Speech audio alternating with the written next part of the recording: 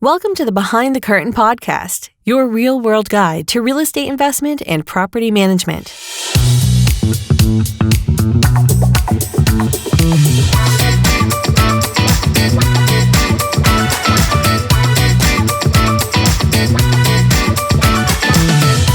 In this episode, we'll be chatting with Mike about his investment journey. In Neighborhood Chat, we'll talk about foreclosures and evictions and what we're hearing, and then be answering some of your questions. Hi, I'm Glenn Green. And I'm Brett Bernard.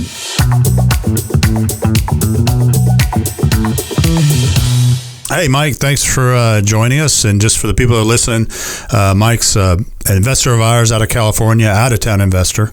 I won't reveal his last name. He is Italian, so he may be on, witness protection program or something. So I won't reveal your last name, Mike, but thanks for joining it today. I wanted to take it. Our last show, we talked a lot about investors, new investors, or older seasoned investors going into new areas, and what it means to find an agent that understands the market, understands the street by street differences in these different areas, understands how to protect your interest, understands what kind of tenants are in the different areas you're looking to buy. And I briefly mentioned that I had an investor that, before coming to me, ended up with an agent and obviously picked a bad agent because things went upside down on you immediately. So if you would, just for our listeners' sake, give me a short description of that experience.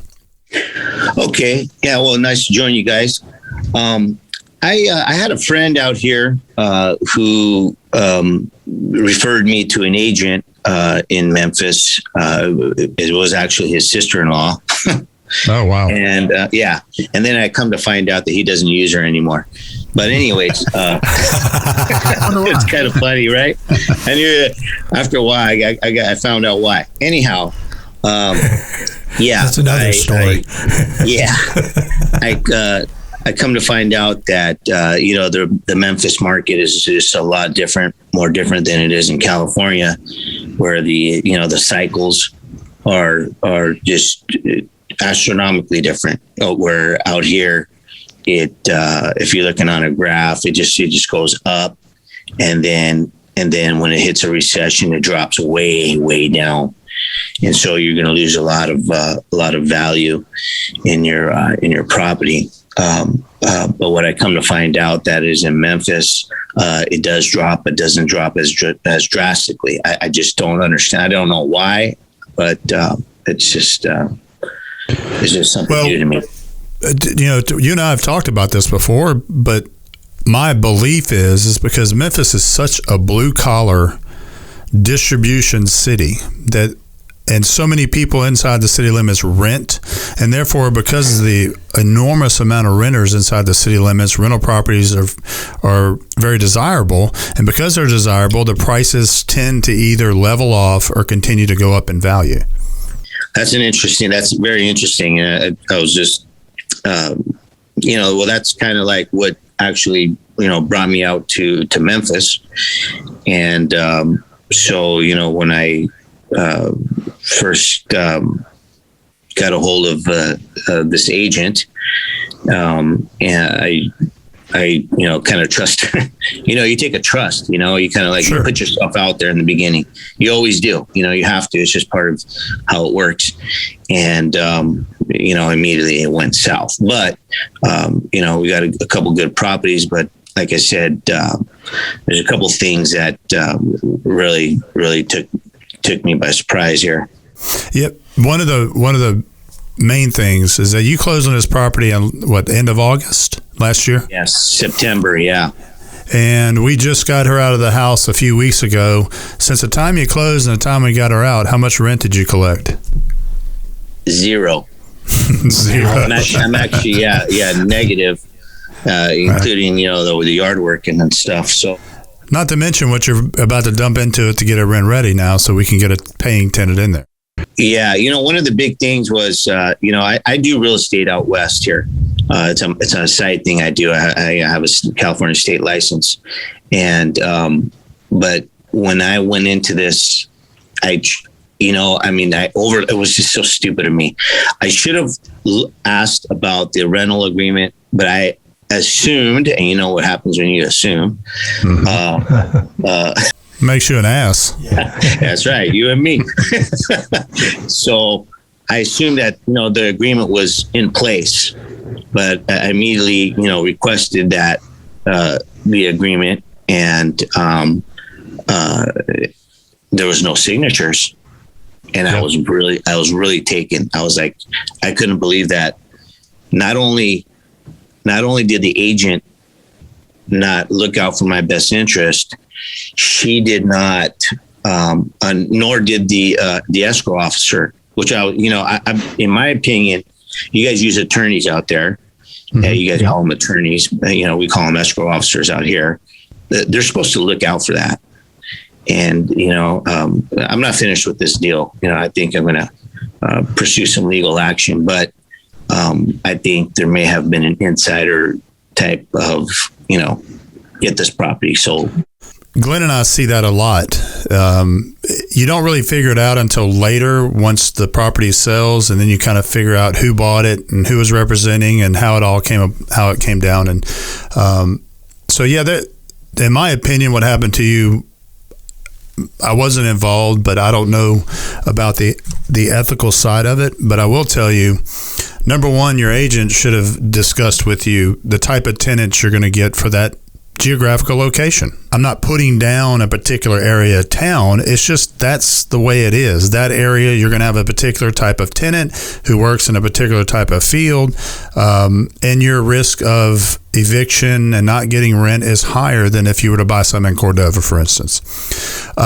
Coupled with that, your agent did not, which is the first thing they should do when an offer is accepted, is request a copy of the lease and a copy of the rent roll.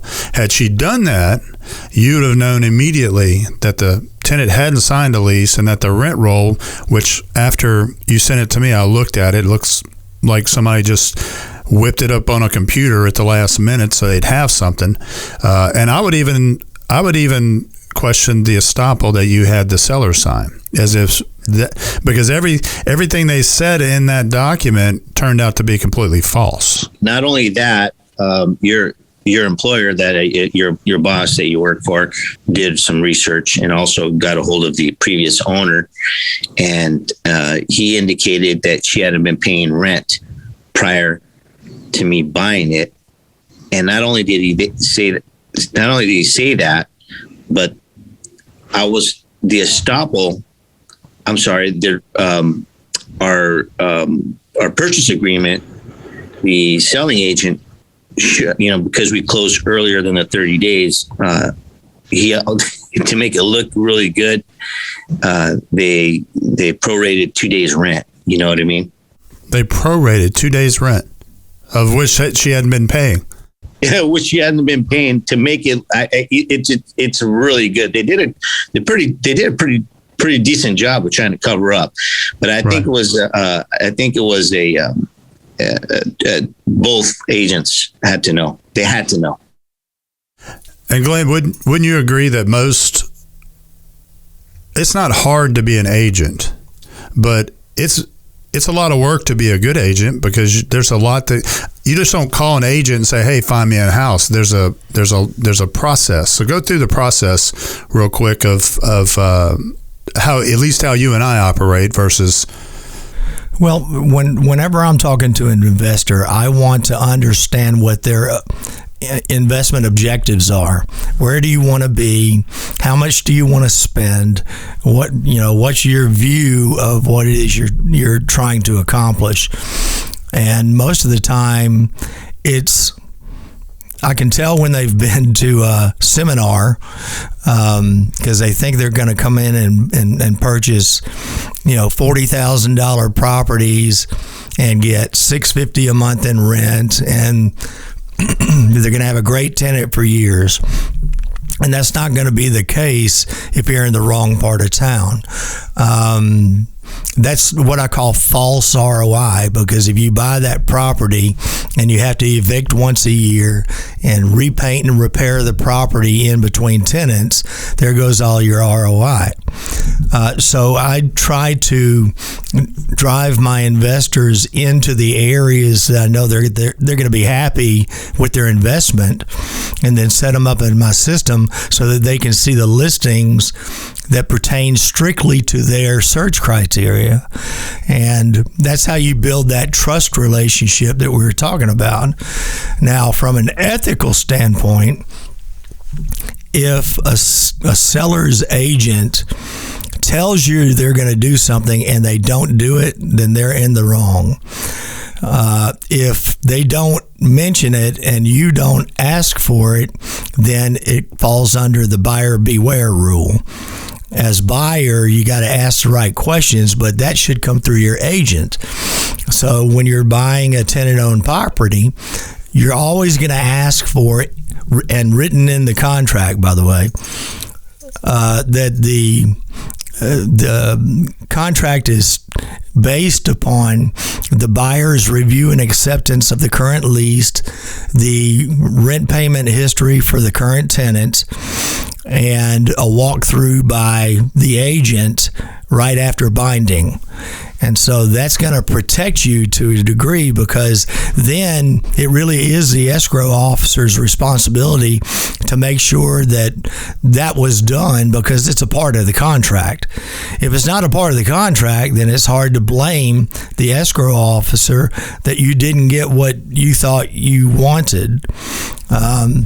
But I would say that if a licensed agent made you promises that weren't kept, you should file a complaint with the local board or with the Tennessee Real Estate Commission and make that known. Let them investigate it. Because if there's an agent running around out there and he's not abiding by the laws of the state of Tennessee or the ethics of the local board and rules of conduct, I don't want them out there representing all the licensed agents of Memphis. It looks bad on us. This experience for you was crappy. I mean, we all agree the agent did a horrible job. You ended up carrying the brunt of the cost, which, once we're done with rent-ready work, you're probably looking at, between lost rent and maintenance and rent-ready, $15,000, $16,000 without collecting a single dime in income. You are not properly represented by your agent, for sure. Yeah, that's for sure, 100%. But we've worked hard. We've gotten the house vacated. Rent-ready work's about to start. We're going to get it on the market, get a tenant in there, and hopefully you'll start getting some cash flow. But the problem is, how long is it going to take you to recuperate the $16,000 that you flushed down the toilet? A couple of years. Yeah, I mean, you got a couple of years before you're going to break even now. So that was all because, and it wasn't your fault because you were referred to that agent, but that was all simply because an agent was involved that didn't care about your interests, didn't care about tomorrow, didn't care about you buying another house from her. All she cared about was getting this deal done and getting paid. I keep stressing for any investor listening, when you get ready to buy in another market, take your time and find you a good agent. I can tell you there's 100 people today that'll refer their best friend or their brother or their sister who's a real estate agent. Glenn and I know that 99% of those are dumber than bricks. Well, there's about, in the Memphis board, there's probably about 4,000 licensed agents. Of those 4,000 agents, I can promise you, 95% of them don't work with investors and don't want to. I've had plenty of agents come to us and say, we'll give you our leads from investors because we just don't do that. I don't understand that, but most agents don't work with investors, and that's why they miss things like making sure you get a copy of the current lease, rent payment history, etc. They don't know how to work with investors. They want to go out and show houses. They want to, take the married couple out and show them what they're looking for and then write a contract and be done with it. Working with investors, while I enjoy it, it's hard work. You got to go out and look for what they want and go make sure they're buying the right thing so that you develop that trust relationship. And once you establish that relationship, it goes on for years. Well, that's the part I enjoy. I mean, Brett and I have talked about it before. We spend as much time just chatting with our investors as we do talking about real estate. Yep. Which, look, I don't want this whole thing to be a negative conversation about Mike's first experience in Memphis, but he also bought another property in Memphis in Cordova. And Mike, if I'm not mistaken, you spent a little over $140,000. Your rent is what, between $1,300-$1,400. So your ROI is not as great. However, you got a newer home. You've got a tenant that pays on time, that takes care of the home. So you traded off a little bit of ROI on that property, but you've got more stability. So if you had your rathers, higher risk, higher reward, or lower risk, lower reward, what would you pick, knowing what you know now? Yeah, well, obviously higher risk, better reward. And I got to tell you, I was able to get a renter, obviously, because of you, because of your help. And I appreciate that, by the way. No problem. And I do. One thing that a lot of people don't know is also, time of the year. And I got caught in the Christmas season, and a lot of people are not moving around during that time. So that kind of hit me too a little bit, because I think it took me several months to rent that place out. And I bought that it was a vacant home in a really decent area. And like I said, it was just before Christmas time. And that was a tough little rental situation also, so. Well, let me ask you this. With the properties you purchased in Memphis, and we spoke to a California investor last week who talked about the average return in California is between 5% and 6%. He's currently getting about 10 and 11% on his 3 properties he just bought here in Memphis. Where do you project your annual rate of return to be on Greer once it's rented, and on the one in Cordova? I'm happy. I'm satisfied with 10%, but if it could be higher, that would be nice. 1%, I'm sorry, so. Sure. Yeah. So, for example, like on Greer, I bought that place for 46 and change, I think it was. If I were able to get, 600, but I think that's why I'm keeping it, is because I think we're going to be able to get a little bit more. Yeah. I think I saw you getting around 725. Right. You did some comps, and, I'm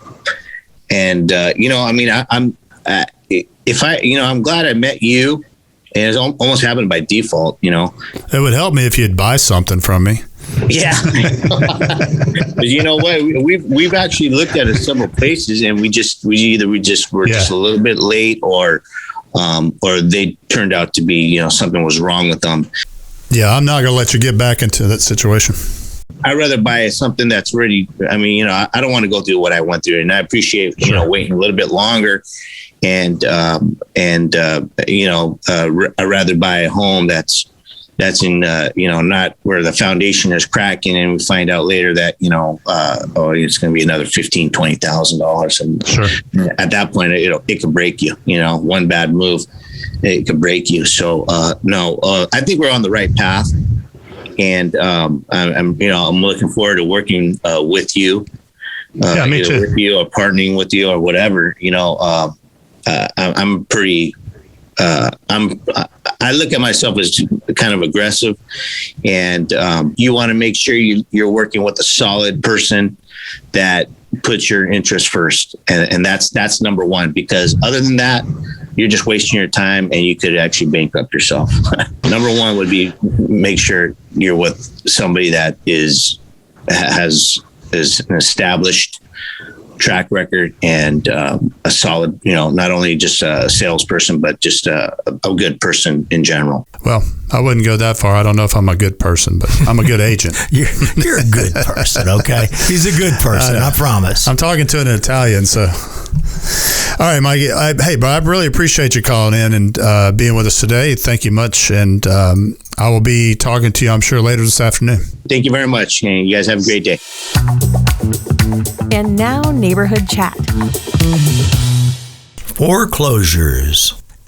As people get back to work, if they've been laid off because of COVID and they get back to work, these forbearance programs will keep them out of foreclosure, I think. It's a different world now. People in the Great Recession were walking away from their homes because they didn't have any income because they were unemployed. And it was a long-term unemployment. And they knew that they could not simply afford to continue to pay the mortgage. Some people were under the impression that if they couldn't pay their mortgage, they needed to move out. On the other hand, I know a small percentage of homeowners that never left, never paid their mortgage, and they stayed in their home for, a year or 2 years before they were foreclosed upon and asked to move out. So there was a lot of lack of understanding that caused people to simply walk away from their properties. Now they've got all these forbearance programs in place, and some of that's going to be paid for by the taxpayers because the government's going to put it in the stimulus. They're going to say, hey, come up with plans to allow forbearances to these folks who have been laid off because of COVID, and we'll pay for it. We'll help cover it. That's exactly what's going to happen. Yeah, and I think what people need to understand is that while Joe Biden or whoever is in office puts out an executive order that says we're going to halt all foreclosures and we're going to halt all evictions.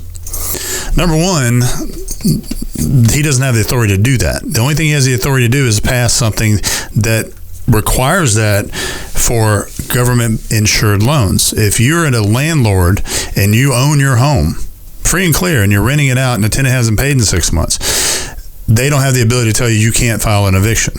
However, the local Shelby County courts and Shelby County Housing Authority have now stuck their noses and thumbs into it, and they have shut down people from being evicted regardless. But I think that if investors file lawsuits, they would easily win those because they don't have the ability to tell you. Now, if you've taken out a Fannie or Freddie Mac loan or a FHA loan or something insured by the government, absolutely all day long they can tell you, you borrow the money from us at this interest rate, we guaranteed it, therefore you're going to follow our rules. So no, you can't evict. You're going to continue with a forbearance, and that's just the end of it. So people need to understand that. I know no one's going to spend the money to sue over it, but you need to know that they don't have the ability to shut that down. Well, I was reading just today that a federal judge did make the determination that the eviction moratorium is unconstitutional. Sure it is. Yeah. So we haven't seen the end of that. But as long it's no different than let's take the state of Florida. Okay, Ron DeSantis told Mr. Biden, he wouldn't call him president, what he could do with himself when he hung up the phone during their conversation. So there's this discussion about what the federal government can do to Florida, because if Florida doesn't adhere to what Joe's mandate says, then they can't invade Florida. They can't remove people from office. Florida's their own state. What they can do is pull federal funding, highway funds, stuff like that, which they'll probably do. Florida doesn't care. They apparently they're doing well financially, so they're okay. But the way the federally insured loans work is that they can't do anything to you. Texas, Florida, they can't do anything to them if they choose not to follow the mandate. But they can reverse and take back federal money, federal grants, highway funds, shared tax revenues. They can take all that away from them. So that's how Jimmy Carter did it when we dropped the speed limit to 55. What he did was he said to the states, I can't make you do this, but if you don't, I'm going to withhold your highway funds. Right. So I'm going to see the same thing happen with this moratorium on evictions. If the state of Tennessee doesn't put something in place to enforce a moratorium, then the federal government could threaten. They could threaten to withhold highway funds, withhold tax revenues, or whatever it is that they give the state of Tennessee. So that's why most of them are following suit and just putting moratoriums in place. But it's still not legal. You still can't tell a business owner you're not allowed to make money because the person renting your home isn't paying rent. They can't force you to put yourself in bankruptcy over that moratorium. Well, it was supposed to expire at the end of December. They extended it through March 31st. But now that you have this federal judge claiming that it's unconstitutional, it'd be interesting to see if they extend it again or set it aside. Well, let's talk about that. Why do you think it's unconstitutional? I know why I think it's unconstitutional. I think it's unconstitutional because that's the government telling small business how to operate.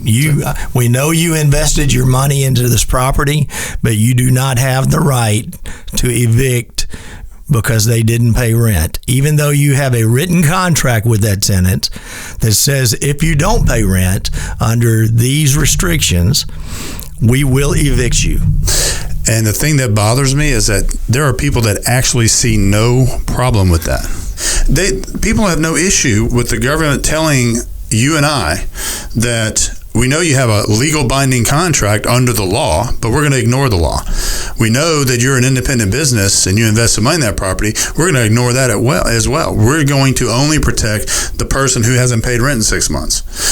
Now, in Mike's scenario earlier, the property we were talking about, as soon as that moratorium came out, that woman wouldn't call anybody back, refuse to answer the door, because she knew.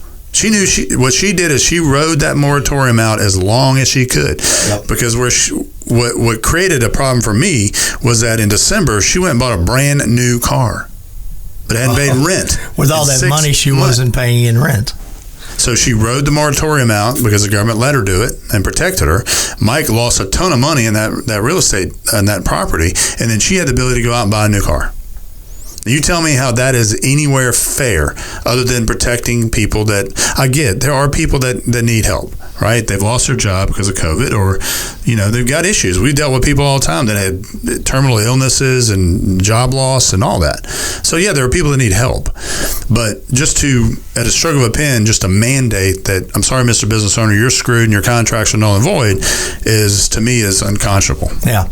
And just so for our listeners, so you understand it, when you evict, at least in the state of Tennessee, you file an eviction with the court and they schedule a hearing date so that you can go in and explain to the court why you need to evict, and the tenant has a right to come in and say why they either agree or disagree with that. What's happening is the court is not even scheduling a hearing date. They're saying, we're not hearing that case. We're not going to hear any eviction cases until the moratorium is over. So you're stuck. There's literally nothing you can do. The only thing you can do is file a lawsuit. That lawsuit would be heard, and you'd have to challenge the president's moratorium or the governor's moratorium or the mayor's moratorium. You'd have to challenge that in open court.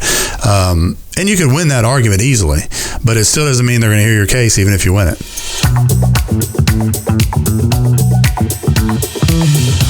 How do I become a real estate investor? Loaded question. Don't go to a seminar.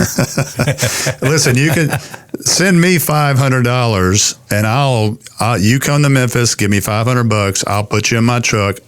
We'll have the best time of your life, and I'll teach you everything you need to know about being a real estate investor. Number one, agree with Glenn. Don't go to these seminars with these. Listen, if these guys' programs are so successful, if I had a program that I could make me a millionaire, why in the world would I go and teach it to everybody else? Keep that in mind. They're only pitching ideas to you because they're hard to make work. They can work, but they're not as easy as they try to make them sound. If they were, they'd be billionaires and they wouldn't be doing these seminars. So don't do that, number one. Yes. Number two, find yourself, listen, agents are like flies in the summertime. They're everywhere. Anybody can become an agent. Anybody can study and get a license. Some people fail the test multiple times and don't become agents, but the majority of the agents that do get licensed, I think Glenn said this, what was that statement, that 1% of the agents do 99% of the work? Well, yeah, I mean, it's true. I mean, the realtor world is an unusual place in terms of the motivations to become an agent. I'm an agent because I enjoy selling real estate and I can make very good money doing it. I work with investors because prior to this, I was in the corporate world. I understand it's a numbers game, and I understand the numbers. So it's easy for me to work with investors because I know what they're looking for. It's not an emotional buy. They're looking at numbers. And so I enjoy working with investors more than I do owner-occupants. But don't tell anybody I said that. I will say it out loud. I hate driving people around to look for a house. I can't stand it. But I agree with Glenn. Glenn and I have a history together. We've been in business together since 2007 in different variations of business. And real estate was always something that was involved in whatever business we were involved in. So we've got a lot of experience. So what I would tell you to do is to find you a good, aggressive agent that understands what they're doing, because any knucklehead can go out and find you a rental property. And a lot of investors, new investors, get burned. They get a bad taste in their mouth and they never go back to it simply because they chose the wrong realtor. With us being realtors, let me put it this way. How much did we do combined last year? Sales? 10 million, 11 million, 12 million? Oh, no. More than that? We did 15? Yeah. Okay. Close. Yeah, like 18 million. Between Glenn and I, we combined, of course, Glenn did way more than I did because he's better than I am. I shouldn't say that because you're going to get all the calls now. I've just been doing it longer. Okay. So my point is that two agents here who know what they're doing can do twice what another agency with 7 agents can do in a year. And the only reason is because we work hard 7 days a week. We're focused on our clients. We want our clients to be successful, because if they're successful, then the selfish part of us come out. We get to make more money by continuing to work and find properties for you. A lot of agents just want to do the one and dones, make their commission and walk away. So they don't do the hard work. They don't do the numbers. They don't fine tune it. They don't watch your interest. And that's how people get burned. So if you want to be an investor, key number 1, find yourself a good, aggressive agent that understands the game, and you will be successful. Ask the right questions. Ask them, how many investors do you work with? How many properties did you sell last year? How many of those were to investors rather than owner-occupants? Those are very important questions. Honestly, most agents don't like working with investors. We've done meetings with groups of agents. Very large group, by the way. And when we talk to them about working with investors, they get that blank stare because they don't understand the numbers and they don't want to have to do that kind of work. But for us, it's a relationship business. If you sell to an owner occupant, you're finding a place for a family to grow and to have kids, and maybe 10 years from now or longer, that property owner may come back to you if you're still in the game and want you to sell that property.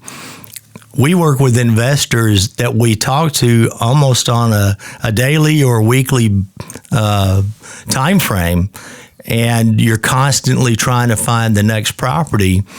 and they trust you. Most of my relationships begin with the nervous investor who's afraid all through the process. But once we close on that first property, I've got investors I can call and just say, I found a property for you. We need to write an offer now. And they'll say, okay, go ahead. And that's because they trust me, because we've built a trust relationship in the past with other properties. I have, most investors buy 5 properties? Yeah. But I have investors who have bought as many as 20 plus. We have some that, it's all over the map. You got single family homes, you got multifamily, which is duplex, triplex, fourplex, and it just depends on the investor as to the type of relationship you build with them. But I would say the most important thing is to interview your agent. Yep. Ask them a series of questions and see what kind of answer you get.